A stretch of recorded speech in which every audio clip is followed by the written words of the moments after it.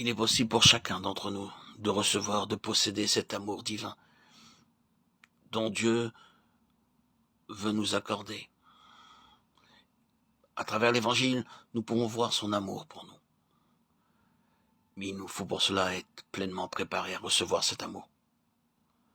Nous ne pouvons pas posséder la vie, la joie, la santé qu'il nous offre si notre cœur n'est pas prêt, disponible, perceptif à l'écoute du message de Dieu.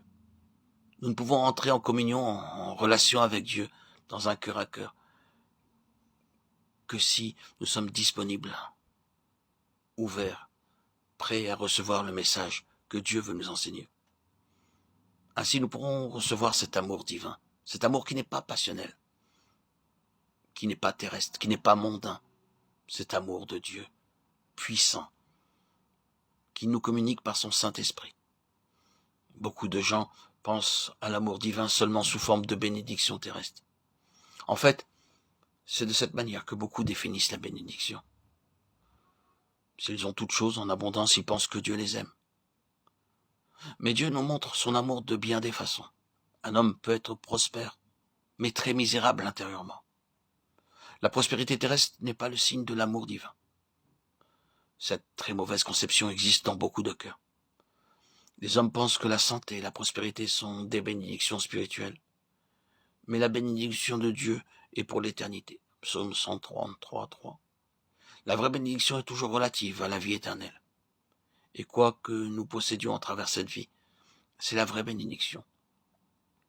Quand nous avons la paix intérieure, nous jouissons de la vraie vie, et en dépit de ce que Dieu peut permettre dans nos vies, que ce soit des souffrances ou des difficultés, nous pouvons jouir de la vraie bénédiction, à cause de la vie éternelle.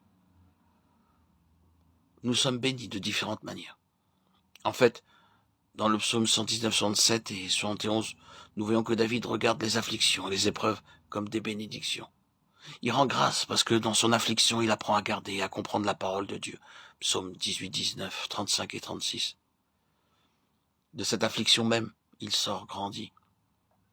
De la même manière, dans Job 42, 6, 12, 13, après beaucoup d'épreuves pénibles, Job est doublement béni.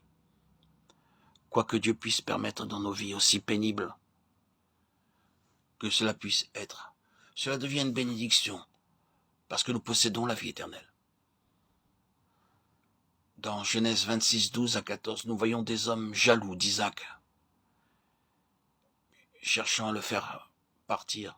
Isaac a préféré perdre beaucoup plutôt que lutter contre les Philistins. Et Abimelech dit à Isaac, « Va-t'en de chez nous, car tu es beaucoup plus puissant que nous. » Isaac partit de là et campa dans la vallée de Guérar, où il s'établit, Genèse 26, 16. Puis les gens de Guérar firent beaucoup de difficultés à Isaac. Ils voulaient aussi qu'il s'en aille de cet endroit. Les hommes d'Isaac avaient creusé des puits et les Philistins les lui avaient encore réclamés. Mais Isaac s'éloigna de nouveau et chaque fois le Seigneur lui donna un meilleur endroit. Toutes ces épreuves étaient une bénédiction pour lui. Et il arriva enfin à Rehoboth, un lieu spacieux. Il y a beaucoup d'épreuves qui sont des bénédictions cachées. Et nous devons entrer dans le plein dessein de Dieu pour connaître son céleste plan et une réelle bénédiction.